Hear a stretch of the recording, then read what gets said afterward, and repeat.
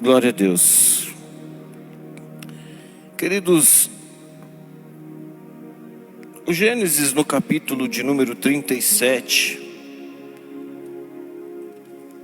conta a história do filho mais novo de Jacó, José. José era o filho da velhice do seu pai, de Jacó. E por ser o filho da velhice, ele era o mais querido. Já notou que existem filhos que são mais queridos dentro de casa? Principalmente quando você tem um filho que ele nasce por último. E principalmente quando é na velhice. É natural.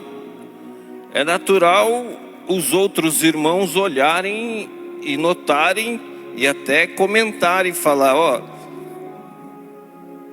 meus pais gostam mais do meu irmão, só porque ele é caçula. Caçulinha é mimado.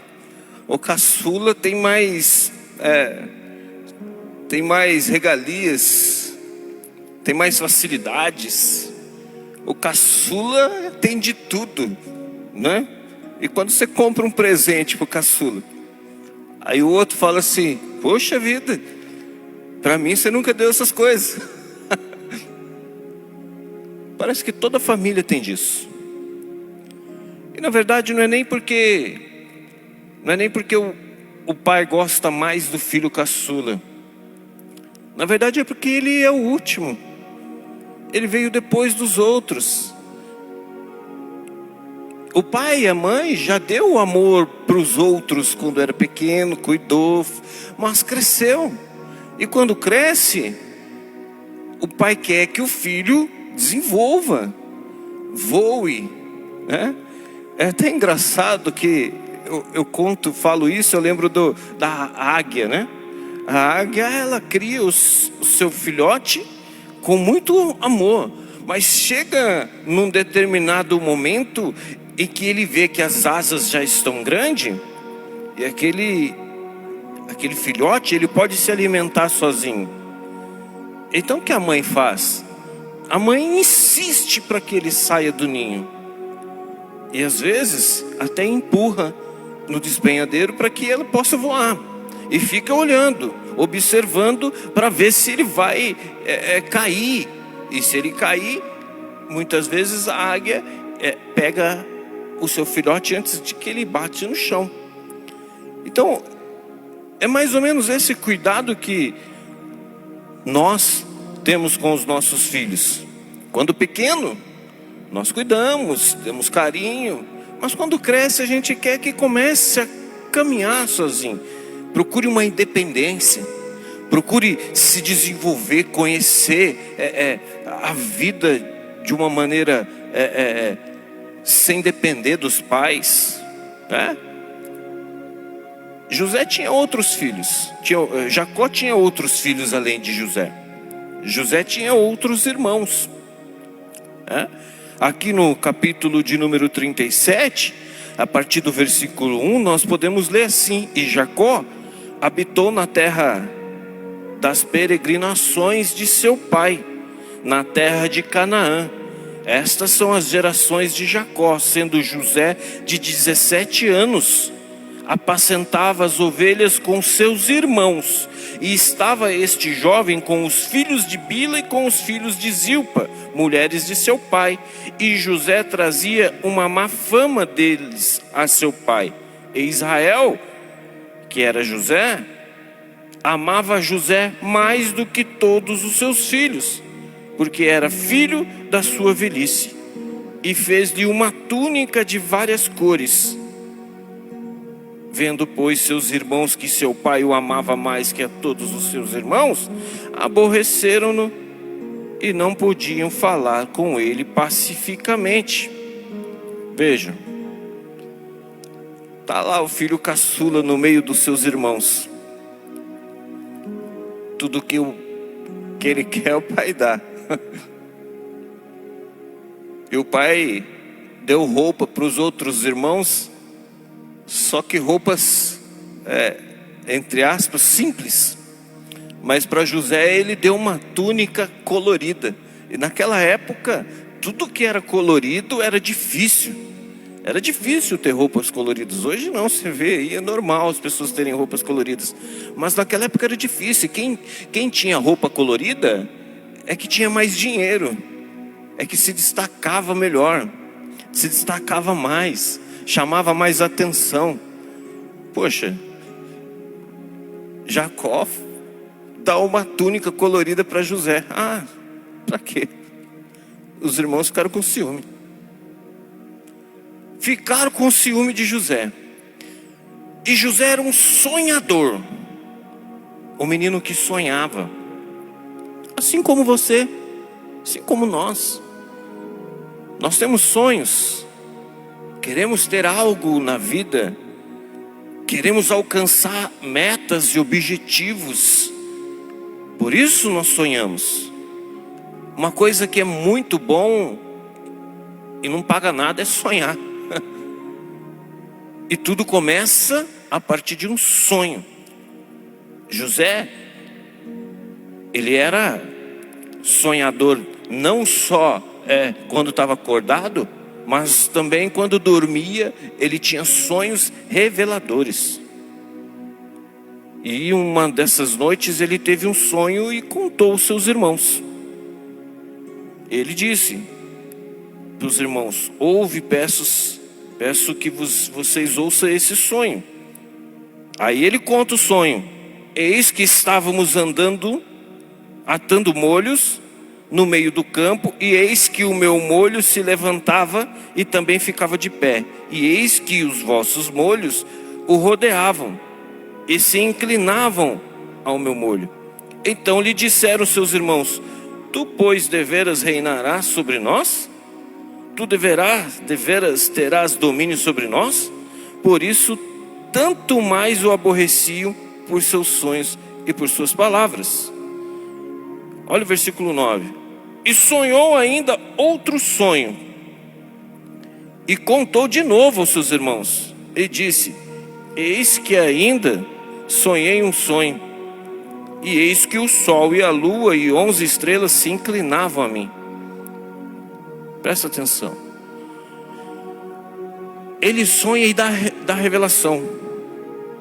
O sol e a lua, a mãe e o pai de José, e as 11 estrelas, os seus irmãos. E ele está dizendo aqui que o pai e a mãe e os irmãos iam se inclinar a José. Já não bastava José ser um mimadinho, já não bastava ele ter as melhores roupas, agora também ele vai dizer que os irmãos e os pais vão se prostrar aos seus pés. Que negócio é esse? Os irmãos ficaram mais enciumados ainda. Então eles começaram a tramar algo para prejudicar José. Notem que tem pessoas que são dessa forma. Existem famílias desse jeito. Não, aqui na igreja não tem ninguém, aqui não, graças a Deus.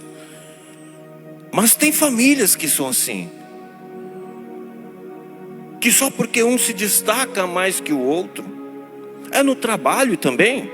É na empresa. Em muitos lugares nós podemos ver. Na política. Se um se destaca mais que os outros, ele já começa a ser visto com outros olhos. Gera um ciúme, gera uma inveja nas outras pessoas.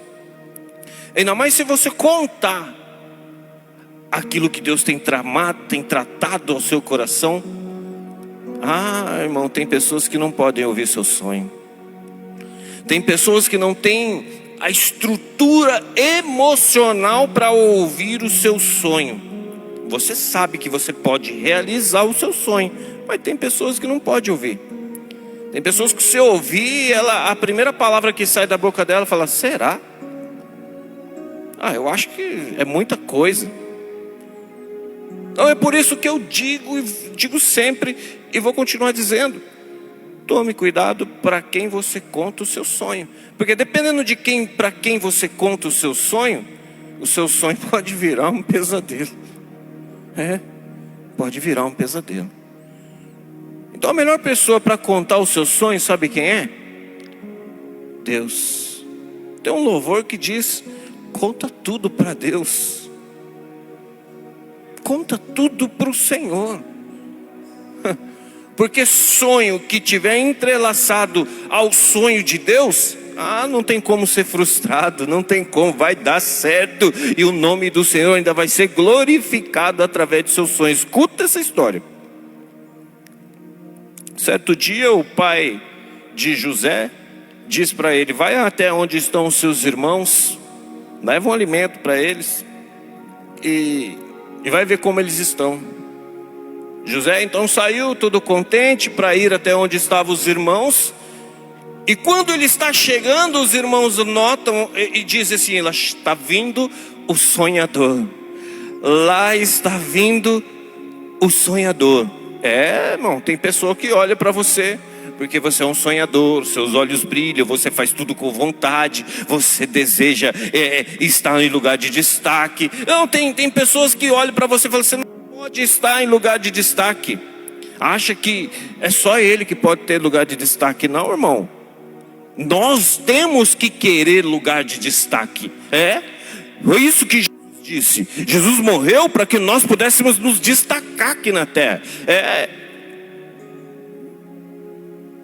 Seja um sonhador. Pastor, faz tempo que eu não sonho. Volte a sonhar então. Sonhe. Volte a sonhar. Se você contou o seu sonho para alguém e essa pessoa frustrou o seu sonho, não desanima. Pegue os cacos do chão. Volte a sonhar. Porque se você ainda está vivo, dá tempo de realizar o seu sonho. Presta atenção. O sonhador está chegando e os seus irmãos tramam algo contra a vida dele. Vamos jogá-lo dentro de um buraco e vamos dizer para o nosso pai que ele morreu. Fizeram isso. Jogaram José dentro de um poço sem água. Foram embora. E quando eles estavam indo embora, estava passando alguns mercadores em direção ao Egito para levar mercadorias para vender no Egito. Então eles tiveram a ideia de oferecer José como mercadoria. Eles aceitaram, venderam o seu irmão com túnica. Aliás, eles pegaram aquela túnica, mataram um bode, pegaram o sangue do bode, passaram na túnica e levaram até José e disseram: pai, um animal matou o nosso irmão. Mas era mentira. O menino tinha sido vendido para o Egito, estava indo para o Egito. Agora imagina comigo. Uma hora um sonhador, outra hora dentro de um buraco sem sair. Acabou o sonho. Já aconteceu com você? Comigo já. Comigo já aconteceu. Eu sou um sonhador e de repente parece que eu estou dentro de um buraco e eu não sonho mais. Já aconteceu com você? Uma hora você está sonhando, você tem sonhos, você tem objetivo, você quer alcançar resultados, você quer construir, você quer alcançar, quer ter família, mas de repente alguém te joga dentro de um buraco com uma palavra, com um gesto, com uma traição.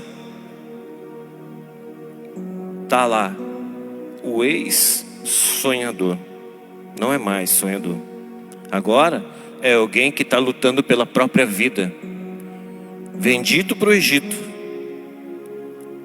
Mas Deus, a Bíblia vai dizer que a mão do Senhor estava com José.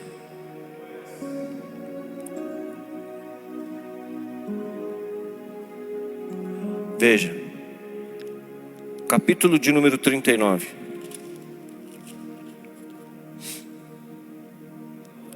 E José foi levado ao Egito, e Potifar, eunuco de Faraó, capitão da guarda, varão egípcio, comprou-o da mão dos ismaelitas que o tinham levado lá.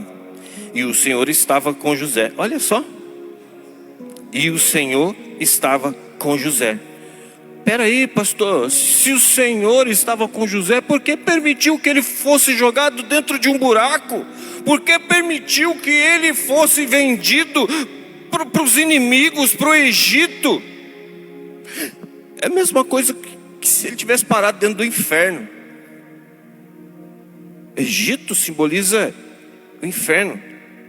Veja, não tem dias, não tem momentos da sua vida que você parece que está no inferno, parece que sua vida é um inferno. Você mesmo diz, minha vida é um inferno. Eu estou falando com alguém que está ouvindo isso aqui e você sabe do que eu estou falando. Tem dias que você olha para a sua situação e diz assim, puxa vida, como eu sonhava, agora a minha vida parece um inferno.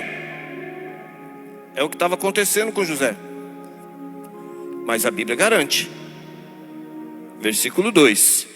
E o Senhor estava com José. Em outras versões está escrito assim claramente: a mão do Senhor estava com José. Está no buraco, mas o Senhor está com José. Foi para o Egito, mas o Senhor está com José. Foi traído, mas Deus está com José. Foi enganado, mas Deus está com José. Foi para o inferno, mas Deus está com José. Está no Egito, está no buraco, parou de sonhar, mas Deus está com você. Não importa, irmão, Deus não se afasta de você. É você que teve os seus sonhos apagados, mas Deus está te dizendo hoje: sonhe, volte a sonhar, porque o Senhor está contigo. Ei, a Bíblia diz aqui: e foi varão próspero e estava na casa de seu senhor egípcio. Vendo, pois, o seu senhor que o Senhor estava com ele. Eu admiro a história de José, que ele foi traído pelos seus irmãos. Agora ele não sonha mais. Ele não tem mais os mesmos sonhos, os mesmos objetivos. Hoje ele luta pela vida. Ele foi parar para ser servo de alguém que nem acredita em Deus. Mas essa pessoa que não acredita no Deus dele, olha para ele e diz: o Senhor é com ele. É tremendo. Vendo, pois, o seu senhor que o Senhor estava com ele, Senhor com letra maiúscula aqui, Potifar olhou para José e viu que Deus era na vida dele. Veja, e tudo que ele fazia, Deus prosperava em suas mãos. José achou graça e o servia. E ele pôs sobre a sua casa e entregou na sua mão tudo que ele tinha. José começa a sonhar novamente. Agora eu posso administrar uma terra. Eu fui traído pela minha família. Fui traído pelos meus irmãos. Fui traído por alguém que teve ciúme e inveja de mim. Fui traído por alguém que eu contei meus sonhos. Mas o Senhor estava com ele. E estando o Senhor com ele, aonde ele ia, Deus abençoava. Não, você precisa entender isso. Aonde ele ia, Deus ia com ele. Não, às vezes as pessoas querem escolher o lugar para ir. Você tem que escolher quem vai contigo. Aleluia. Aonde ele ia, Deus ia com ele. Mas só que parece que tudo que é muito bom, o inimigo faz algo para poder tirar sua paz. O inimigo sempre vai tentar tirar a sua bênção. Diz a história que a esposa de Potifar é uma mulher muito bonita. E essa mulher muito bonita se engraçou pelo menino. Mas José era um homem temente a Deus. E essa mulher dava em cima dele e ele não queria nada com ela. E ela insistia.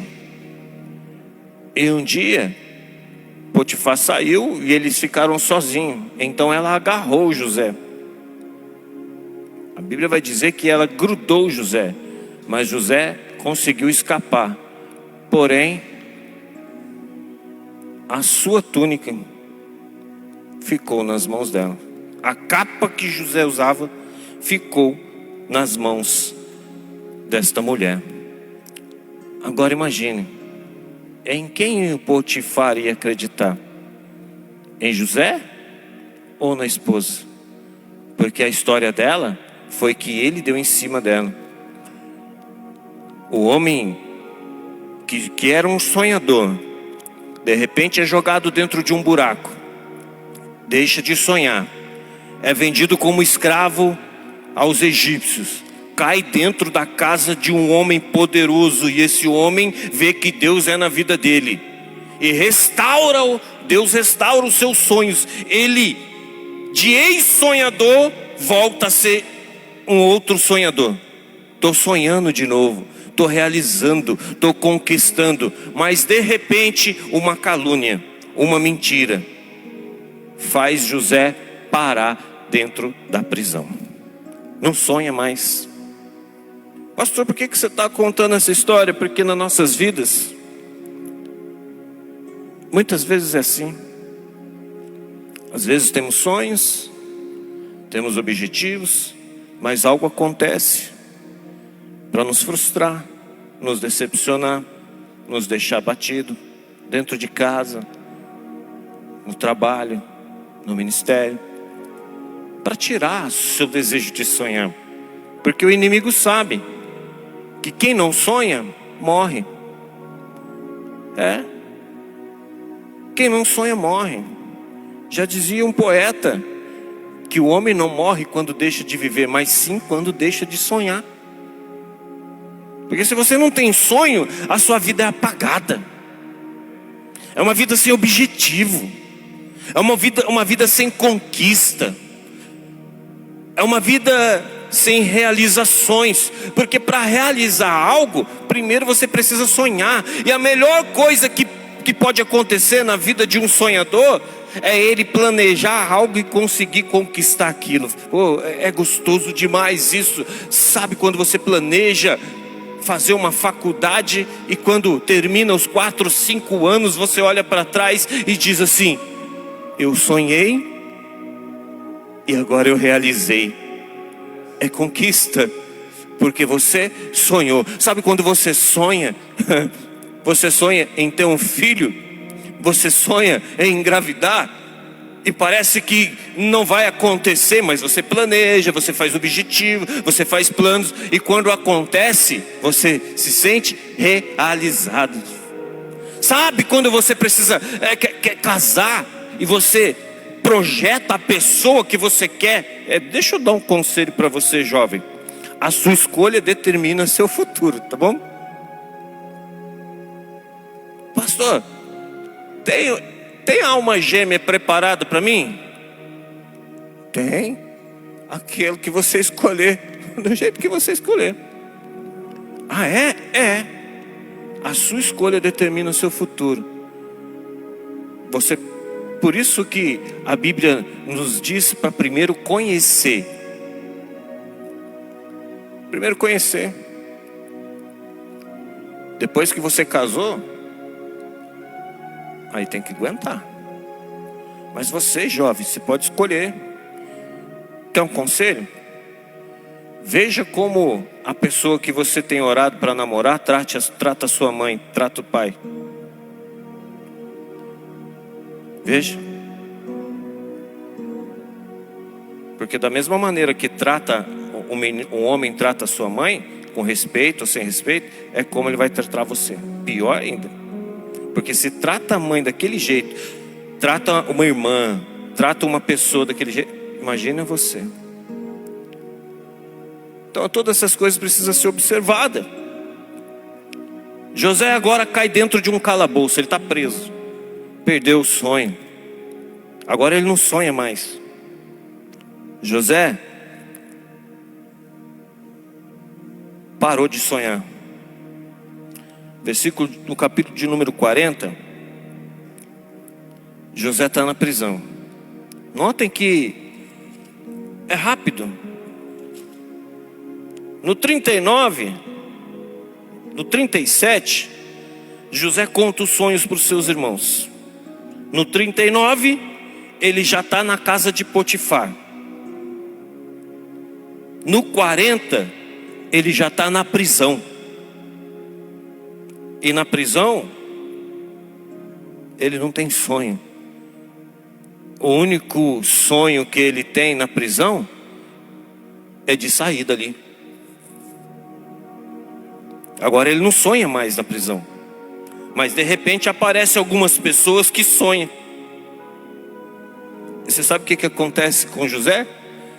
Ele não sonha, mas ele interpreta sonho. Deus é tremendo. Por que isso? Porque Deus estava com José. Mesmo na dificuldade, Deus quer te usar. Ei, você precisa prestar atenção para os sinais. Se Deus está com você, você pode ter o seu sonho interrompido, mas Deus vai te usar para realizar sonho de outras pessoas.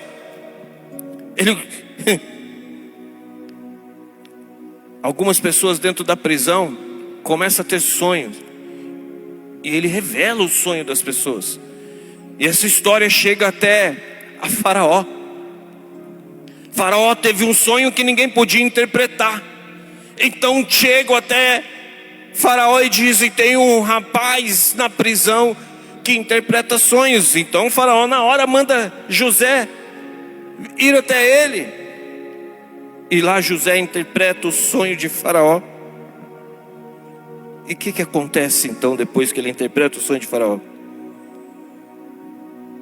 Ele se torna o governador do Egito. Olha só. Volte a sonhar. Deus está contigo. Sonhe. Volte a sonhar.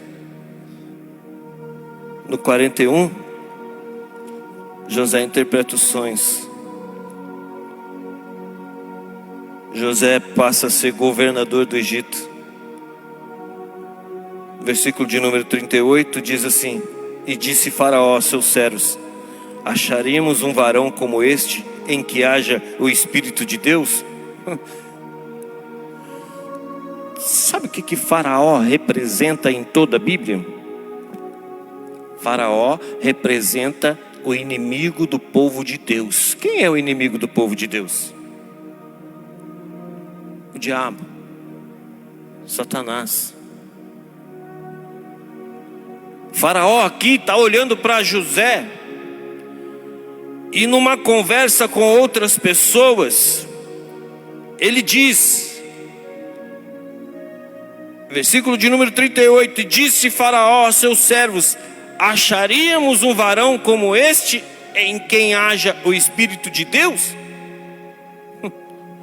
Irmão, sonhe, volte a sonhar, e continue na presença do Senhor, sendo obediente. Ei, José poderia ter dormido com a esposa de Potifar, talvez ninguém saberia, mas ele escolheu fugir da aparência do mal. Foi preso injustamente, mas a obediência o tirou da prisão e o colocou como governador do Egito. A obediência às vezes pode doer, pode machucar, pode causar no seu ego uma injustiça. Você pode dizer: eu fui injustiçado. O que adianta servir a Deus? Adianta servir a Deus sim, irmão. Seja justo, seja obediente, porque Deus honra a sua fidelidade. O governador do Egito agora é José. Faraó olha para os seus servos e diz: esse homem é cheio do Espírito de Deus. Faraó representa o inimigo. Sabe o que quer dizer? Quando você é obediente, quando você é um servo fiel, o diabo se reúne com os seus demônios para olhar e comentar sobre você e dizer assim: com ele a gente não pode mexer, porque aquele ali é cheio do Espírito de Deus. Aleluia. No versículo de número 47, a terra de Israel passa por uma grande fome. Jacó e seus irmãos, os irmãos de José, pai de José e os seus irmãos, estão em Israel e começam a passar fome. E eles ficam sabendo que um tal de governador do Egito fez com que a terra do Egito prosperasse e tivesse comida em abundância. Então eles têm uma ideia: vamos descer até o Egito e pedir comida. Mal sabiam eles quem era o governador do Egito. Desceram até o Egito. Se fosse você, José se reencontra com seus irmãos. Se fosse você, alguém que foi traído pelos seus irmãos, que foi injustiçado por alguém da sua própria família, o que você faria? Uma coisa que nós já podemos entender: Jacó não guardou mágoa de ninguém. A prova disso é que ele prosperava em Deus, e todos olhavam para ele e diziam: esse homem tem Deus, esse é cheio de Deus. E quem tem mágoa, irmão, quem tem mágoa não consegue ser cheio de Deus. Ah, mas eu fui traído. Não tem problema, irmão, perdoa e volte a sonhar. Ah, mas eu fui caluniado. Não tem problema, irmão, perdoa, continue sonhando, porque o que Deus tem para você é muito maior do que você imagina. Às vezes a calúnia, a difamação, isso tudo são planos do Senhor para que você cresça espiritualmente, para que você cresça na terra que Ele quer te colocar. Se José não cai no buraco, ele não ia parar no Egito. Se ele não para no Egito, ele não ia cair na casa de Potifar. Se ele não caísse na casa de Potifar, a esposa de Potifar não ia dar em cima dele. Se a esposa de Potifar não desse em cima dele, ele não ia parar na prisão. E se ele não cai na prisão, ele não ia interpretar o sonho daqueles homens que estavam lá na prisão. E se ele não interpreta o sonho dos homens da prisão, Faraó não ia ficar sabendo que tinha um homem que interpretava o sonho. E ele não ia interpretar o sonho de Faraó. E se ele não interpreta o sonho de Faraó, ele não ia ser governador do Egito.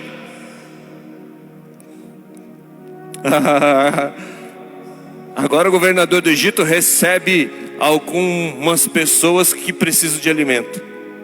Mal sabiam eles quem eram.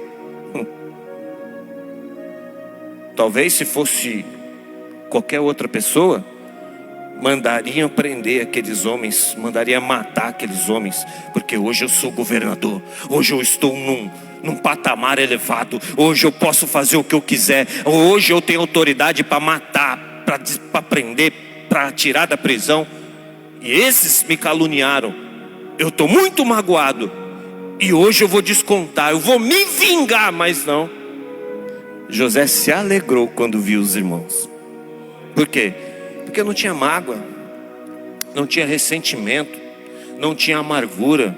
E quando você carrega mágoa, rancor, ressentimento, você quer se vingar das pessoas, você quer fazer aquilo que eles fizeram para você, ou pior. Mas não, irmão, quem está cheio de Deus perdoa, porque sabe que o futuro que o espera é grande, é de vitória, é de conquista.